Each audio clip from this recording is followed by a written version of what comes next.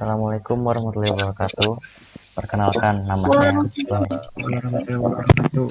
Perkenalkan nama saya Nur Akmal dari kelas 11 3B. Di sini saya akan mempresentasikan tentang rules of communication. Orang bertukar ide menggunakan banyak metode komunikasi yang berbeda. Komunikasi dimulai dengan pesan atau informasi yang dikirim dari sumber atau pengirim ke tujuan pesan atau penerima pesan. Pengiriman pesan dalam berkomunikasi bisa dilakukan dengan bertatap muka atau melalui jaringan yang diatur oleh protokol. Protokol yang ada di setiap media dalam berkomunikasi berbeda antara yang satu dengan yang lainnya. Komunikasi memiliki tiga elemen. Yang pertama, ada komunikasi pesan atau pengirim. Sumber pesan atau pengirim adalah seorang atau perangkat elektronik yang mengirim pesan ke individual atau perangkat lain. Yang kedua, ada tujuan dan penerima pesan. Penerima pesan adalah seseorang yang perangkat yang menerima dan menafsirkan pesan yang diterimanya. Yang ketiga, ada saluran. Saluran adalah media yang menyediakan jalur perjalanan pesan dari sumber pesan ke penerima atau tujuan pesan. Sebelum berkomunikasi satu sama lain, individu harus menggunakan aturan atau kesepakatan yang ditetapkan untuk mengatur percakapan atau disebut protokol. Protokol yang digunakan dikhususkan untuk karakteristik metode komunikasi, termasuk karakteristik sumber, tujuan, dan saluran. Protokol ini harus diikuti agar pesan berhasil dikirim dan dipahami. Meskipun ada banyak protokol, tapi ada beberapa protokol komputer yang umum. Di antara lainnya, yang pertama ada message encoding. Encoding adalah proses mengubah informasi menjadi bentuk lain yang dapat diterima untuk transmisi. Proses kebalikan dari encoding adalah decoding, atau proses ini berfungsi untuk menafsirkan pesan atau informasi. Yang kedua ada message formatting and encapsulation. Pesan yang dikirim harus menggunakan format dan struktur. Format pesan tergantung pada jenis pesan dan saluran yang digunakan untuk menyampaikan pesan tersebut. Salah satu pesan yang menggunakan format adalah surat. Format yang digunakan dalam surat tidak berubah-ubah. Yang ketiga ada message size. Saat berkomunikasi satu sama lain, pesan yang dikirim biasanya dipecah menjadi beberapa bagian atau kalimat yang lebih kecil. Demikian juga dengan kritik pesan. Panjang dikirim dari satu host ke host lain melalui jaringan. Pesan perlu dipecah menjadi bagian yang lebih kecil. Batasan ukuran frame mengharuskan host sumber untuk memecah pesan panjang menjadi beberapa bagian yang memenuhi persyaratan ukuran minimum dan maksimum. Ya, dilanjut. Nah, perkenalkan nama saya Muhammad Haris Al-Rasidi dari absen 24. Akan menjelaskan mengenai protokol sebab 3.2.1. Protokol dan standar jaringan. Sama seperti manusia, protokol jaringan juga harus bisa berinteraksi agar antar komputer bisa saling terhubung dan berkomunikasi.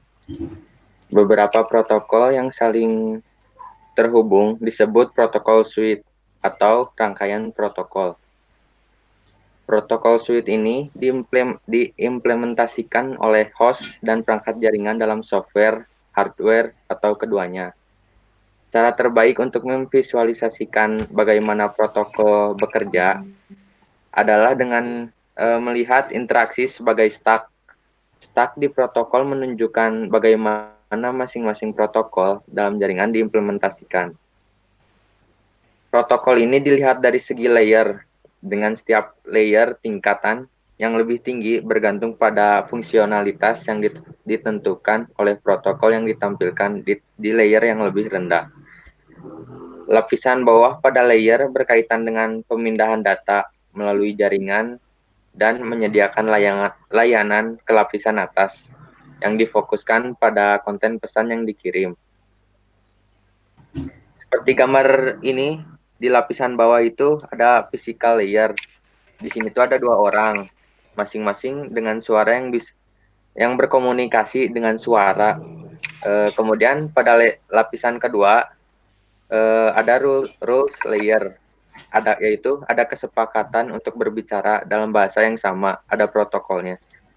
Kemudian di lapisan atasnya lagi ada content layer, ada kata-kata yang diucapkan. Inilah isi komunikasi. Supaya perangkat bisa berkomunikasi, rangkaian protokol jaringan harus menjelaskan persyaratan dan interaksi yang tepat. Protokol jaringan menentukan format umum dan aturan untuk bertukar pesan antar perangkat. Beberapa protokol jaringan yang umum adalah IP, HTTP, dan DHCP. Di gambar ke-1 ini, bagaimana pesan dikirim dan disusun. Kemudian pada gambar 2 ada proses di mana perangkat jaringan berbagi informasi tentang jalur dengan jaringan lain. Kemudian untuk gambar 3 bagaimana dan kapan error dan sistem message dilewatkan antar perangkat. Kemudian di gambar keempat ada setup dan penghentian sesi transfer data. Jadi IP berfungsi untuk menentukan kecocokan paket data. Jika format yang dikirimkan benar, maka penerima dapat menerimanya. Namun jika format yang dikirimkan salah, penerima tidak dapat mendapatkan paket data yang sudah dikirimkan. Contoh penggunaan protokol suite dalam komunikasi jaringan adalah interaksi antara web server dan klien web. Interaksi ini memakai sejumlah protokol standar. Contoh dari protokol ini adalah Application Protocol, Hypertext Transfer Protocol atau HTTP. Kemudian yang kedua ada Transport Protocol, Transmission Control Protocol atau TCP. Kemudian ketiga ada protokol internet, IP. Yang keempat ada protokol akses jaringan. HTTP adalah protokol yang mengatur cara berinteraksi antara web server dan web client. Kemudian TCP adalah protokol transport yang mengatur percakapan individual antara web server dan web client. Kemudian IP bertanggung jawab untuk mengambil segmen yang diformat dari TCP, merangkumnya ke dalam paket, menetapkan alamat yang sesuai. Kemudian yang keempat, protokol akses jaringan menjelaskan dua fungsi utama, komunikasi melalui tautan data dan transmisi fisik data pada media jaringan.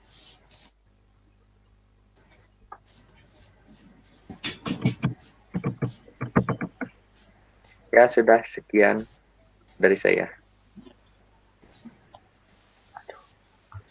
Selanjutnya Akmal lagi ya, Mas. Selanjutnya ada protokol switch yang subbab 3.2.2. Pertama ada protokol switch and industry standard. Protokol switch adalah sekumpulan protokol yang bekerja sama untuk menyediakan layanan komunikasi jaringan yang komprehensif. Sebuah protokol switch dapat ditentukan oleh organisasi standar atau dikembangkan oleh vendor. Protokol IP, HTTP, dan DHCP adalah bagian dari rangkaian protokol internet yang dikenal sebagai Transmission Control Protocol atau IP, TCP or IP. Rangkaian protokol TCP/IP adalah standar terbuka yang bersifat bebas untuk umum. Protokol berbasis standar adalah proses atau protokol yang telah didukung oleh industri jaringan dan diratifikasi atau disetujui oleh organisasi standar. Beberapa protokol adalah hak milik. Contoh protokol berpemilik adalah AppleTalk dan Novell Network. Namun tidak jarang vendor atau sekelompok vendor mengembangkan protokol berpemilik untuk memenuhi kebutuhan pelanggan dan kemudian menjadikan protokol berpemilik itu menjadi standar terbuka. Contoh baru-baru ini, Cisco membuka protokol routing EIGRP sebagai RFC informasional untuk memenuhi kebutuhan pelanggan yang ingin menggunakan protokol dalam jaringan dalam multi vendor. Yang kedua ada creation of the internet and development of TCP/IP. Paket TCP/IP adalah seperangkat protokol yang diperlukan untuk mengirimkan dan menerima informasi menggunakan internet.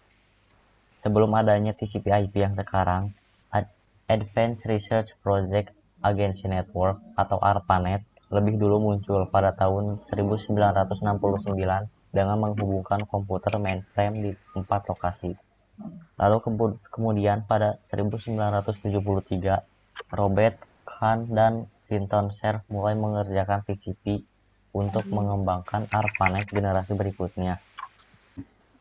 Pada tahun 1978, TCP dibagi menjadi 2 protokol, TCP dan IP. Lalu kemudian protokol lain mulai ditambahkan ke rangkaian protokol TCP/IP termasuk Telnet, FTP, DNS, dan banyak lainnya. Selanjutnya ada TCP/IP, Protocol Suite and Communication Process. Saat ini, suite tersebut mencakup lusinan protokol, seperti yang ditunjukkan pada gambar. Protokol lapisan bawah dalam tautan data atau akses jaringan bertanggung jawab untuk mengirimkan paket IP melalui media fisik. Paket protokol TCP atau IP diimplementasikan sebagai tumpukan TCP atau IP pada host pengirim dan penerima untuk menyediakan pengiriman aplikasi secara end-to-end melalui panggilan. Protokol 802.3 atau Ethernet digunakan untuk mengirimkan paket IP melalui media fisik yang digunakan oleh LAN. Proses komunikasi. Pertama, halaman Hypertext Markup Language atau HTML server web adalah data yang akan dikirim. Header HTTP protokol aplikasi ditambahkan ke bagian depan data HTML. Header berisi berbagai informasi, termasuk versi HTTP yang digunakan server dan kode status yang menunjukkan informasi untuk klien web. Protokol yang ketiga, protokol lapisan aplikasi HTTP mengirimkan data halaman web berformat HTML ke lapisan transport. Protokol lapisan transport TCP digunakan untuk mengelola percakapan individu antara server web dan klien web. Selanjutnya, informasi IP ditambahkan ke bagian depan informasi TCP IP. IP memberikan alamat IP, sumber, dan tujuan yang sesuai. Informasi ini dikenal sebagai paket IP. Yang kelima, protokol Ethernet menambahkan informasi ke dua ujung paket IP yang dikenal sebagai bingkai tautan data. Bingkai ini dikirim ke router terdekat di sepanjang jalur menuju klien web.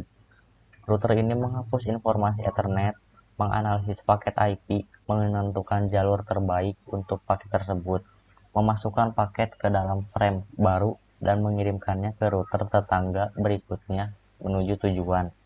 Setiap router menghapus dan menambahkan informasi tautan data baru sebelum meneruskan paket. Yang keenam, data ini sekarang diangkut melalui internetwork yang terdiri dari media perangkat dan perangkat perantara.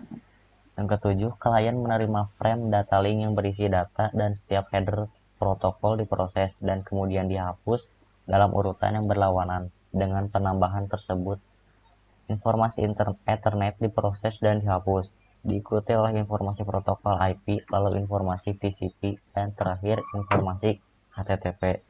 Yang kedelapan, informasi halaman web kemudian diteruskan ke perangkat lunak browser web. Sekian. Perkenalkan, nama saya Septiana Wahyuningsih. Di sini saya akan membahas materi tentang 3.2.3, yaitu standar organization. Standar organization sangat penting untuk memantau dan memelihara laju akses internet yang terbuka dan dapat diakses oleh siapapun. Standar organization biasanya disebut organisasi atau vendor netral karena didirikan hanya untuk sekedar mengembangkan dan mempromosikan suatu konsep. Standar organization terdiri dari 1. The Internet Society, 2. The Internet Architecture Board, 3. The Internet Engineering Task Force, 4. The Institute of Electrical and Electronic Engineering, 5. The International Organization for Standardization. The Internet Society bertanggung jawab untuk mempromosikan pengembangan terbuka, evolusi, dan penggunaan internet seluruh dunia. The Internet Architecture Board bertanggung jawab untuk keseluruhan manajemen dan pengembangan standar Internet. Internet Engineering Task Force berfungsi memelihara, mengembangkan, dan memperbaharui teknologi TCP/IP dan Internet.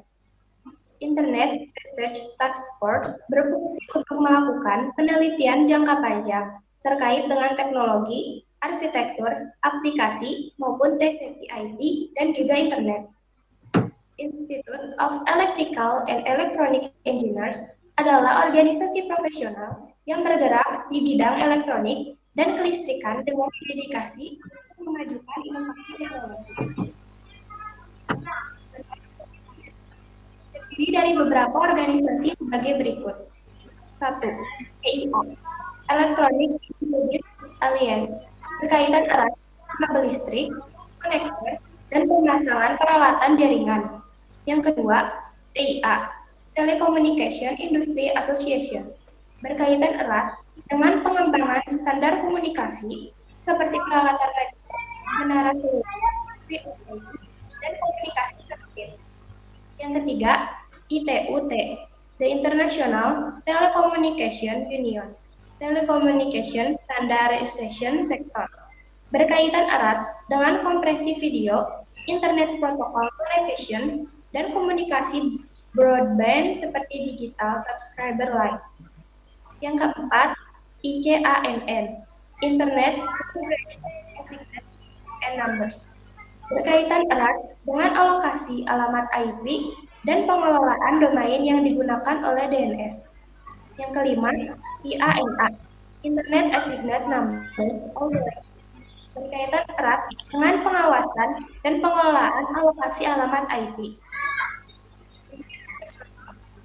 Yang berkaitan dengan standar body scavengers time. Sekian dari saya, terima kasih. Sama-sama.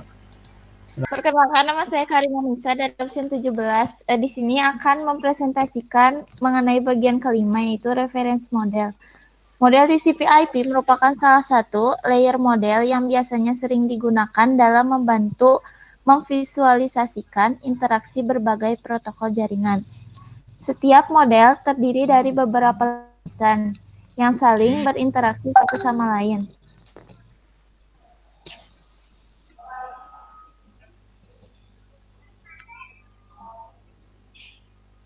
Kemudian pada gambar di atas ada sebuah contoh dari layer model, yaitu OSI model dan TCP/IP model. Kedua contoh tersebut tersusun dari beberapa lapisan. Ada beberapa keuntungan dalam menggunakan layer model ini, diantaranya yang pertama, membantu dalam mendesain sebuah protokol. Yang kedua, persaingan membuat produk yang bagus. Yang ketiga, mencegah adanya perubahan pada satu layer.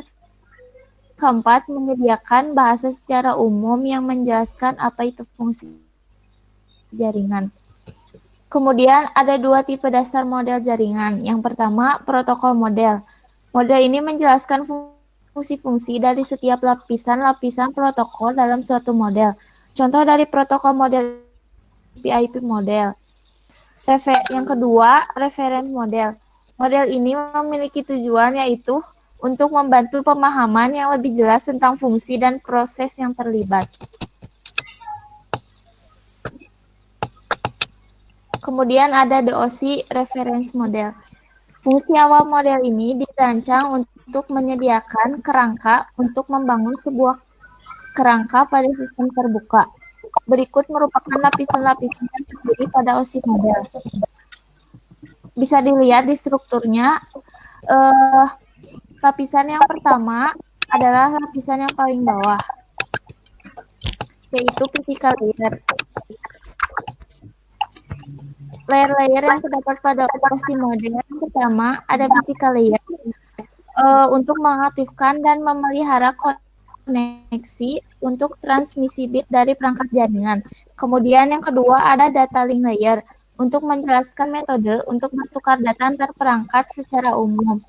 Yang ketiga, network tempat di pertukaran data. Yang keempat, ada transport layer untuk mentransfer dan memasang kembali data sebagai interaksi antara perangkat yang terhubung. Kemudian yang kelima, ada session layer untuk menyediakan layanan ke layer ke-6, mengatur perintah dan pengelola pertukaran data. Kemudian yang keenam, ada presentation layer, mempresentasikan secara umum data yang ditransfer dari application layer. Kemudian yang ketujuh, ada application layer untuk menyediakan sarana untuk konektivitas ujung ke ujung antara individu-individu dalam sebuah jaringan menggunakan jaringan data. Kemudian ada the TCP/IP,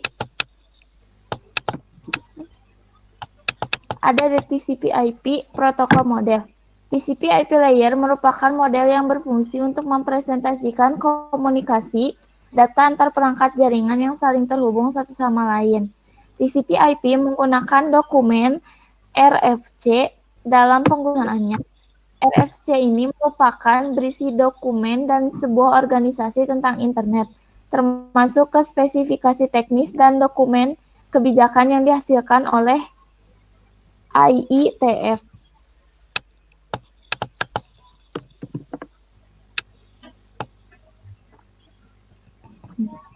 Kemudian di sini ada struktur TCP/IP model. Ada application, transport, internet, dan network access. Layer-layer yang terdapat pada TCP/IP model.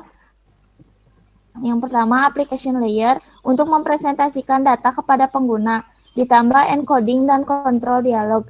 Yang kedua, ada transport layer, mendukung komunikasi antara berbagai perangkat di berbagai jaringan.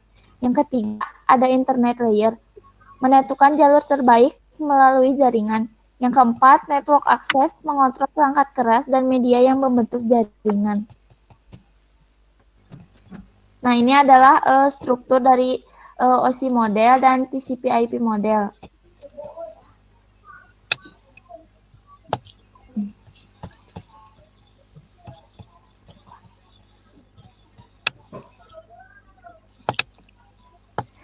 Lapisan OSI 1 dan 2 membahas prosedur yang diperlukan untuk mengakses media dan sarana fisik untuk mengirim data melalui jaringan. Seperti yang ditunjukkan pada gambar, kesejajaran antara dua model jaringan terjadi pada OSI layer 3 dan 4 OSI layer 3. Gunakan untuk menggambarkan berbagai proses yang terjadi di semua jaringan data untuk dialahkan dan merutakan pesan melalui internet work. Kemudian layer 4, lapisan transport model OSI menjelaskan fungsi umum yang menyediakan pengiriman data yang teratur. Fungsi ini mencakup troubleshoot dan pengurutan. Lapisan aplikasi TCP/IP mencakup sejumlah protokol yang menyediakan fungsi secara khusus untuk berbagai aplikasi penggunaan akhir. Model OSI layer 5, 6, dan 7 digunakan sebagai acuan sebagai pengembang dan vendor perangkat lunak aplikasi untuk menghasilkan produk yang beroperasi di jaringan.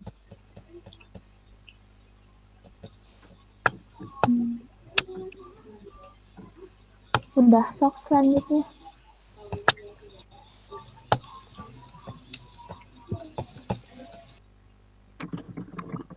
Assalamualaikum warahmatullahi wabarakatuh. Perkenalkan, nama saya Ilham Muhammad Fauzan dari absen 16. Di sini saya akan menjelaskan tentang subbab 3.311 tentang moving data in the network atau memindahkan data melalui jaringan. Secara teori, komunikasi seperti video musik atau pesan email dapat dikirim melalui jaringan dari sumber ke tujuan sebagai aliran bit yang lebih besar dan tidak terputus. Jika pesan benar-benar dikirim dengan cara ini, aliran data yang besar akan mengakibatkan penundaan yang signifikan. Jika tautan dalam infrastruktur jaringan yang saling berhubungan gagal, selama transmisi, pesan lengkap akan hilang dan harus dikirim ulang secara penuh. Sebenarnya ada cara yang lebih baik, yaitu dengan membagi data menjadi bagian yang lebih kecil dan lebih mudah untuk dikelola. Pembagian aliran data menjadi bagian-bagian yang kecil disebut segmentasi. Adapun pengelompokannya, memiliki dua manfaat utama, yaitu dengan mengirimkan potongan individu yang lebih kecil dari sumber ke tujuan. Proses yang digunakan untuk menyisipkan potongan-potongan percakapan terpisah secara bersama-sama di jaringan disebut multiplexing. Segmentasi dapat meningkatkan keandalan komunikasi jaringan. Bagian terpisah dari setiap pesan tidak perlu menempuh jalur yang sama melintasi jaringan dari sumber ke tujuan. Jika jalur tertentu menjadi padat dengan lalu lintas data atau gagal, bagian pesan individual masih dapat diarahkan ke tujuan menggunakan jalur alternatif. Jika bagian dari pesan gagal sampai ke tujuan, hanya bagian yang hilang yang perlu dikirim ulang. Adapun kelemahan menggunakan segmentasi dan multiplexing ialah terdapat di kerumitan yang ditambahkan ke proses. Bayangkan saja jika kita mengirim surat 100 halaman, tetapi setiap amplop hanya berisi 1 halaman. Proses pengalamatan, pembelaan, pengiriman, dan penerimaan amplop akan memakan waktu yang banyak saat menerimanya. Subbab berikutnya ada 3.312 tentang protokol data unit. Saat data aplikasi dimasukkan ke tumpukan protokol untuk dikirim melalui jalan, berbagai protokol menambahkan informasi ke dalam di setiap tingkat. Ini umumnya dikenal sebagai proses enkapsulasi. Bentuk yang diambil sepotong data pada setiap lapisan disebut unit data protokol atau PDU. Setiap lapisan yang berhasil mengenkapsulasi PDU yang diterimanya dari lapisan atas sesuai dengan protokol yang digunakan.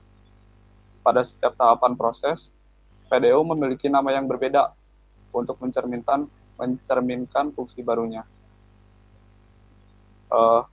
Meskipun tidak ada konvensi penambahan universal untuk PDU. Adapun data adalah istilah untuk umum PDU yang digunakan dalam lapisan aplikasi. Segmen atau transport layer PDU.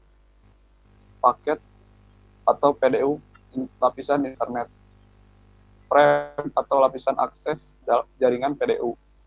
Bit atau PDU yang digunakan saat mengirimkan data secara fisik melalui media. Berikutnya ada 3.313 tentang encapsulation. Enkapsulasi data adalah proses penambahan informasi header protokol tambahan ke data sebelum dalam kebanyakan bentuk komunikasi data asli dikemas untuk dibungkus dalam beberapa protokol sebelum dikirim. Saat pengirim, di jaringan protokol ditumpuk pada host beroperasi di atas dan di bawah. Dalam contoh server web, kita dapat menggunakan model TCP/IP untuk menggambarkan pengiriman dalam web HTML ke klien. Protokol lapisan aplikasi HTTP melalui proses dengan mengirimkan data halaman web yang dipermuat HTML ke lapisan transport. Di sana, aplikasi dipecah menjadi segmen TCP. Setiap segmen TCP diberi label yang disebut header. Header berisi informasi tentang proses mana yang berjalan di komputer, tujuan yang harus menerima pesan tersebut. Ini juga berisi informasi yang memungkinkan proses tujuan untuk mengumpulkan kembali data ke format aslinya. Lapisan transport merangkum data HTML. Halaman web dapat segmen tersebut dan mengirimkan ke lapisan internet. Proto IP di sini seluruh segmen TCP dienkapsulasi dalam paket IP yang menambahkan label lain yang disebut header IP. Header IP berisi alamat IP, sumber dan tujuan, serta informasi yang diperlukan untuk mengirimkan paket ke proses tujuan yang sesuai. Selanjutnya, paket IP akan dikirim ke lapisan jaringan yang dienkapsulasi dalam header, frame, dan trailer. Setiap tajuk bingkai berisi sumber dan alamat fisik tujuan. Alamat fisik secara unik mengidentifikasi kasih perangkat jaringan lokal. Trailer berisi informasi pengecekan kesalahan. Akhirnya, feed dikodekan ke media oleh kartu antarmuka jaringan server atau klik tombol putar pada gambar untuk melihat proses. Selanjutnya, subbab 3.314 atau de-encapsulation. Proses kebalikan untuk menerima host dan dikenal sebagai de-enkapsulasi. De-enkapsulasi adalah proses yang digunakan untuk merangkat, menerima, dan menghapus satu atau lebih header protokol. Data di-enkapsulasi saat bergerak naik ditumpuk melalui aplikasi penggunaan Android. Sekian. Wassalamualaikum warahmatullahi wabarakatuh. Waalaikumsalam warahmatullahi wabarakatuh. Selanjutnya saya Muhammad B. Prasetyo akan membacakan atau mempresentasikan hasil resume kemarin, yaitu sebab akses lokal source 3.3.2. Pada model OSI menjelaskan proses pengkodean, pemformatan, segmentasi, dan enkapsulasi data untuk transmisi melalui jaringan. Nah, lapisan jaringan dan data link bertanggung jawab untuk mengirimkan data dari perangkat asal atau pengirim ke perangkat penerima. Network layer berisi informasi yang diperlukan untuk mengirimkan paket IP dari perangkat sumber ke perangkat tujuan. Nah, alamat IP pada network layer memiliki dua bagian, yaitu network traffic dan host. Network traffic digunakan oleh router untuk meneruskan paket, dan host digunakan oleh router untuk mengirimkan paket. Paket IP berisi dua alamat IP, yaitu resource IP address atau IP perangkat pengirim, dan destination IP address, yaitu IP perangkat penerima. Data link address pada lapisan kedua tujuannya adalah untuk mengirimkan tautan dari interface jaringan ke interface lain di jaringan yang sama. Nah, sebelum dikirim, paket itu harus diubah sehingga dapat dikirim melalui media fisik dengan cara di-enkapsulasi atau dikompres. LAN Ethernet dan LAN nirkabel contoh jaringan yang memiliki media fisik. Paket IP di-enkapsulasi menjadi bingkai tautan data untuk dikirim. Nah, jaringan dari IP address akan sama, tapi bagian hostnya akan berbeda. Contohnya, dari source IP address atau dari IP pengirim, yaitu dari komputer 1, IP-nya yaitu 192.168.1.110. Nah, IP penerima yaitu server FTP, IP-nya 192.168.1 dan .9. Ketika penerima dan pengirim berada di jaringan yang sama, data link frame dikirim ke perangkat penerima. Pada Ethernet, alamat data dikenal sebagai MAC Ethernet. MAC adalah alamat 48 bit yang secara fisik tertanam di Ethernet NIC. MAC address dikenal sebagai physical address atau burning in address BIA. Nah, source MAC address yaitu perangkat yang mengirim paket IP yaitu dari komputer pertama. MAC address dari NIC paket komputer 1 adalah misalnya AA. Nah, tujuannya yaitu ke MAC access yang akan ditujukan ke server, yaitu CC. Itu contohnya. Nah, source address yang sudah di-enkapsulasi dapat dikirim dari komputer 1 ke server FTP. Kemudian Nah, dapat dilihat dari gambar di bawah. Gambarannya seperti ini. Komputer 1 dengan alamat IP address 192.168.1.110 dengan menggunakan MAC address akan dikirimkan ke server FTP yang mempunyai MAC address-nya CCCC. Nah, untuk mengirim data ke host lain di LAN yang sama, sumber harus mengetahui alamat fisik dari host tujuan. Host sumber dapat mengenali IP address tujuan dengan berbagai cara, seperti domain name system atau DNS, atau dimasukkan secara manual. Aplikasi jaringan mengandalkan alamat IP dari tujuan untuk mengidentifikasi lokasi host. Alamat MAC diperlukan untuk mengirimkan paket IP yang sudah dienkapsulasi. Mengirim menggunakan Address Resolution Protocol atau ARP untuk menemukan alamat MAC dari semua host di LAN yang sama. Nah, host pengirim mengirimkan pesan permintaan ARP ke seluruh LAN. Permintaan ARP berisi alamat IP dari tujuan. Nah, setiap perangkat akan memeriksa permintaan ARP tersebut dan hanya IP address yang terdapat dalam ARP yang akan menanggapinya. Kemudian subbab 3.3.3 itu accessing remote resource.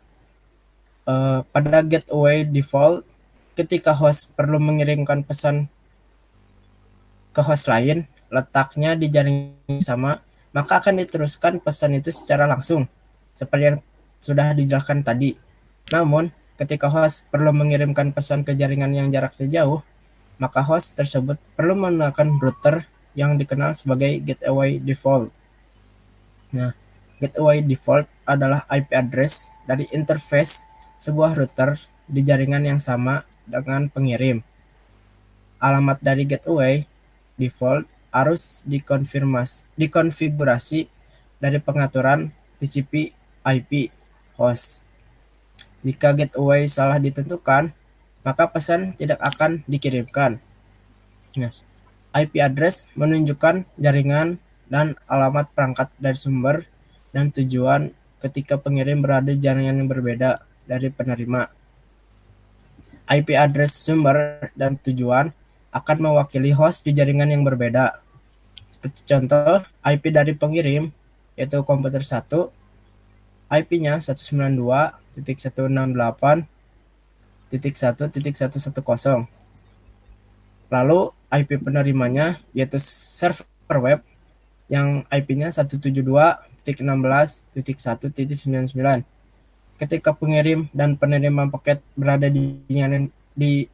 pada jaringan yang berbeda, data Ethernet tidak dapat dikirim langsung ke host, namun harus dikirim ke perangkat lain yang dikenal dengan router atau gateway default. Nah, contoh resource MAC address-nya perangkat dari komputer 1 yaitu AA, AA, AA, AA, AA, AA. Nah, MAC penerima berada di jaringan berbeda dari perangkat pengirim. Jadi MAC address Ethernet dari router atau gateway default yaitu 11.11.11.11.11.11. Itu contohnya. Nah, frame Ethernet dengan paket IP sekarang dapat dikirim ke router. Router meneruskan paket ke tujuan server web. Setiap perangkat mengetahui alamat IP router melalui alamat gateway default yang dikonfigurasi dalam pengaturan TCP IP. Alamat gateway default adalah alamat interface router yang terhubung ke jaringan lokal yang sama dengan perangkat sumber. Semua perangkat di jaringan lokal menggunakan alamat gateway default untuk mengirim pesan ke router. Setelah host mengetahui alamat IP gateway default, ia akan menggunakan ARP untuk menentukan alamat MAC gateway default tersebut. Alamat MAC dari gateway default kemudian ditempatkan pada frame. Contoh gambarnya seperti ini. Contoh gambarnya seperti ini.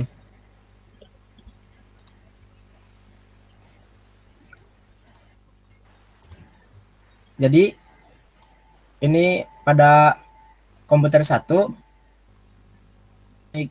default gateway 192.168.11 dan sama dengan server ini yang akan kemudian disambungkan oleh router yang mempunyai gateway default yang sama juga. Nah, sekian yang dapat sampaikan dari saya.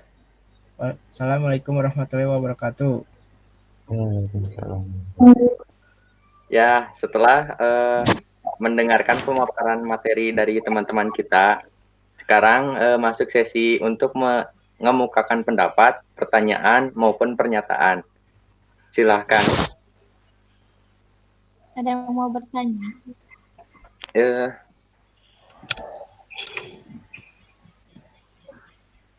Aku dulu mau nanya ke materi tentang Karin. Oh iya, sob. Nah, kan tadi itu ada OSI layer. Iya. Pada model OSI layer itu ada bagian network layer. Nah, network layer itu tuh berinteraksi langsung dengan apa saja. Oh, jadi interaksinya sama apa aja jenis-jenisnya gitu kan? Interaksinya yang pertama sama IP. IP itu Internet Working Protocol. Terus yang kedua sama ARP, Address Resolution Protocol. Itu tuh digunakan buat ngetahuin alamat IP berdasarkan alamat fisik dari sebuah komputer. Terus yang ketiga ada RARP, yaitu Reserve Address Resolution Protocol. Ini tuh dipakai buat mengetahui alamat fisik melalui IP komputer. Terus yang keempat ada ICMP, yaitu Internet Control Message Protocol. Mekanismenya tuh digunain sama sejumlah host buat ngirim notifikasi datagram yang mengalami masalah pada hostnya. Terus yang terakhir ada IGMP, yaitu Internet Group Message Protocol. Ini tuh digunakan untuk memberi fasilitas message pada simultan kepada grup penerima. Udah, segitu aja. Ya, terima kasih. Terus Silakan. Jadi sekarang aku mau nanya ke Haris sekarang. Nah, kan tadi Haris ngepresentasikan tentang contoh protokol, ada protokol application sama HTTP. Nah, apa yang dimaksud dengan HTTP sih? Nah, bisa diberikan penjelasan yang lebih lengkap? Oke, Tio. Akan saya jawab. Jadi HTTP atau kepanjangannya itu Hypertext Transfer Protocol adalah protokol yang mengatur cara bagaimana berinteraksi antara web server dan web client. Jadi HTTP ini juga mendefinisikan konten dan pemformatan permintaan dan tanggapan yang dipertukarkan antara klien dan juga server. Lalu protokol ini juga berguna untuk mentransfer informasi seperti dokumen, file, gambar, dan video antara komputer. Ya, sekian. Begitu, Tio. Oke, terima kasih, Haris.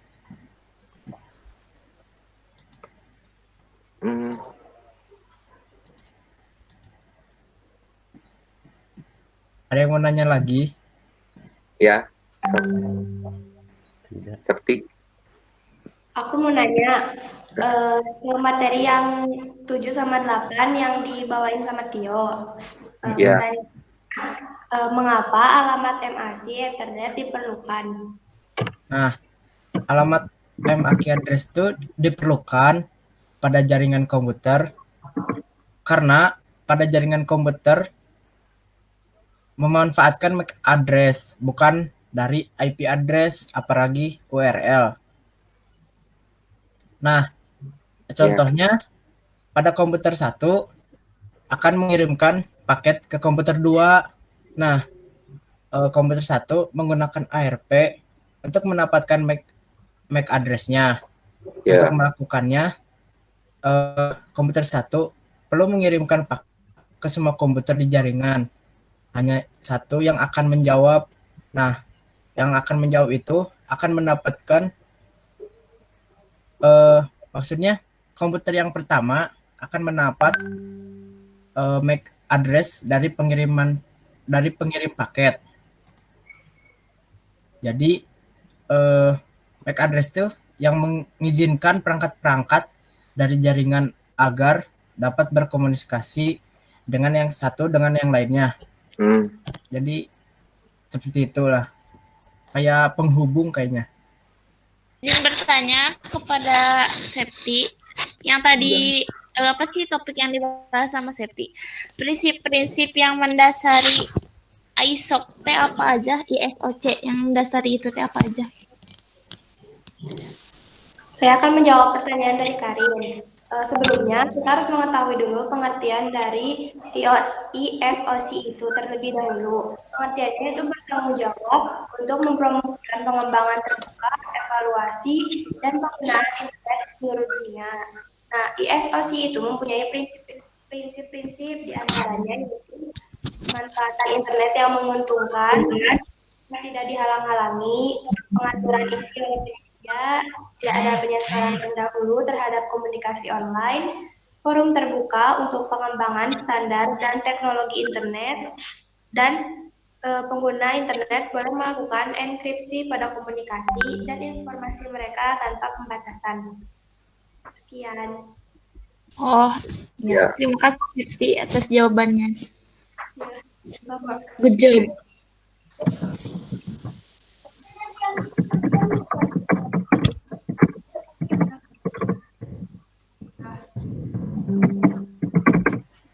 Akmal, ada yang ditanyakan Akmal?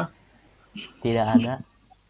Oh, tidak ada. Tidak Jadi ada. ya segitu saja. Oh ya, mohon maaf, satu anggota lagi Tidak ada. Ada karena masalah faktor jaringan. kuota.